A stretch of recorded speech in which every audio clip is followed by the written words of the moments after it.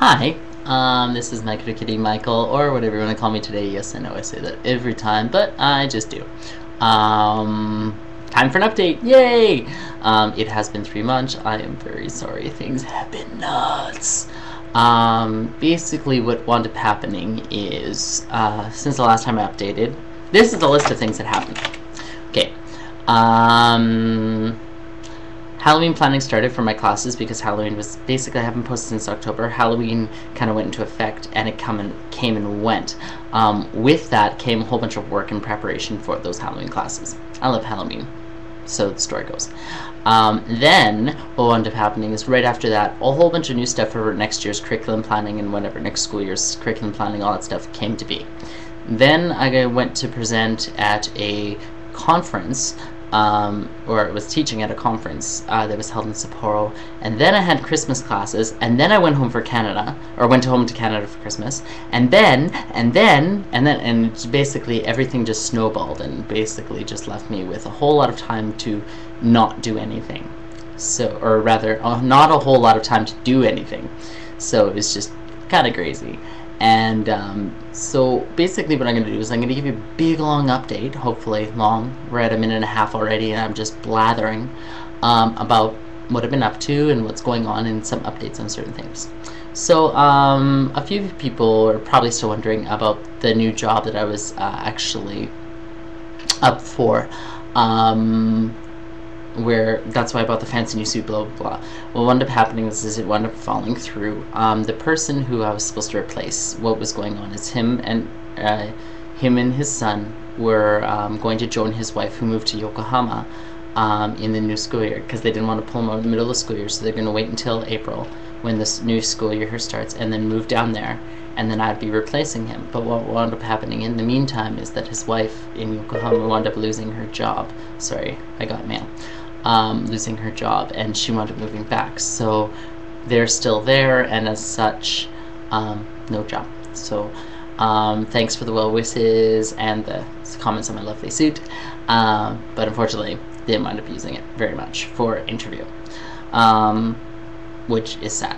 But funny story, because my board of education, the people I work for, found out that I could be leaving. They kind of freaked and basically begged me to stay, and in order to make me stay, I'm like, well, you know what, I like living and affording to be able to live, and I can't do that now with the salary you're doing, so you need to pay me more. So they're trying to get raises for us.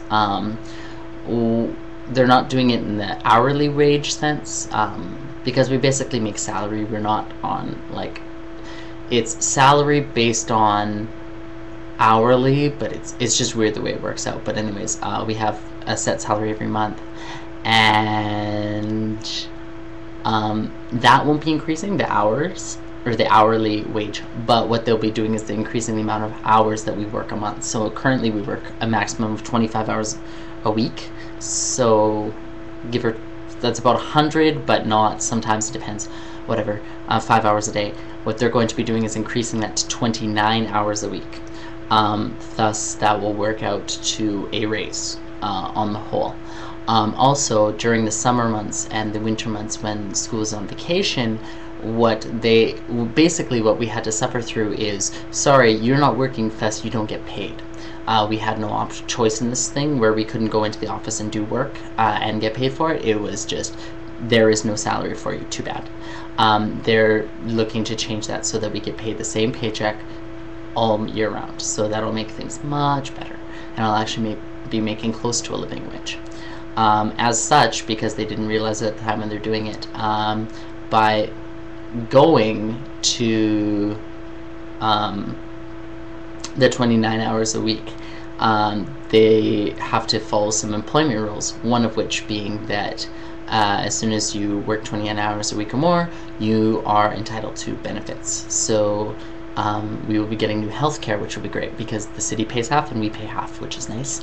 And also we will have to pay into pension plan, which sucks, and kind of the payments that we wound up paying for these new benefits actually wound up negates most of the raise, but it's two things. It makes my healthcare cheaper, so it's something that I don't have to pay for extra, and I can get about 95% back of my pension if I leave the country. So there you go. So that's what's going on with that news. So yay. But I'm sure you people are wondering about what's going on with this English program. I know I've said it many times before. I have a big long list here, so I'm just going to follow it. Basically what's happening is the Ministry of Education has decided that as of the year 2011 that all elementary schools across Japan will be teaching foreign language studies, a new class. That will be 35 hours a year, mandatory, which equates basically to an hour a week of study of a foreign language. Now they call it foreign language studies, and basically right now it's English. And they'll be bringing out a new textbook or workbook, I guess you want to call it, called the English Note. Now, up until now, what they've been saying is that myself will be like kind of like the assistant secondary teacher, and then the homeroom teacher will be the main teacher when they don't speak English.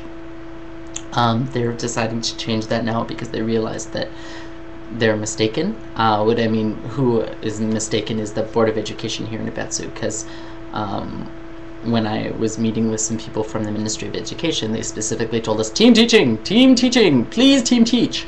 So that's where it's going to be headed, which will make things work a lot better, I think, in the classroom, especially if there isn't teachers with a high level of English proficiency. But basically, as of next year, Ibetsu, because they're really big front runners in a lot of fields in English, or for English-wise anyways, they're ahead in some fields, but for sure in English, that's one of their big things. They've decided that they're going to be implementing the textbook and the hours as of next year. So pretty much all of the elementary schools will be having 35 hours a week, or 35 hours a year for English studies in grade 5 and grade 6. And just to give you as a reference, currently the school that does the most hours is the school that I teach at, and that does 20 hours a year.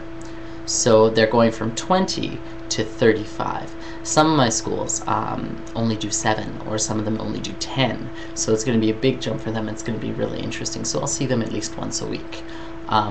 Like the students that I of each grade, I would see them at least once every week. So I'll see them every week, which will be cool. But since we haven't received the textbook yet, and we don't really know what's going to be curriculum-wise, it's been a lot of work. So if you don't hear from me again in a little while, that might be why. Things are going crazy. It's the third semester right now, and it's just basically a mad push until the end. So things are going to be a little hectic and crazy, but hopefully I'll have some time to update. Going back to Halloween classes, we're 8 minutes. Hopefully I can finish this whole thing off there. What I wound up doing for Halloween classes, because I love Halloween and because Halloween's basically just a giant commercial enterprise here, as in they sell stuff and nobody really understands it, I decided to do Iron Chef costume contest. And what that means is basically I got a bunch of construction paper and tissue paper, or not tissue paper, sorry, newspaper and toilet paper and tin foil and staplers and markers, and basically I gave the kids a theme and I said, you have 25 minutes to make a costume, go. And they could use anything in the classroom and all of those items, and it was pretty hilarious. I have some pictures of it. Hopefully I'll be able to get them online soon. But that took a lot of planning and a lot of work to get it all prepared, and it was pretty fun. Also did pumpkin drawing and some other like mask building. Told some scary stories. Yeah, stuff like that. It was a lot of fun. I couldn't give the kids candy because, well, it's expensive here. And also, I found some Halloween pencils, which were really cool. They had these really like funky erasers, like eyeballs and spiders and stuff. So I give those out to the kids for prizes for Halloween bingo that we played. But I'm seeing that this video is at 9:35 right now, 9 minutes and 35 seconds, so I'm going to wrap it up. Next I'll be talking about the teachers conference that I was teaching at, and so on and so forth. So I hope you have enjoyed this thing, and tune in to the next one, okay? Talk to you later, or in a little bit. Bye!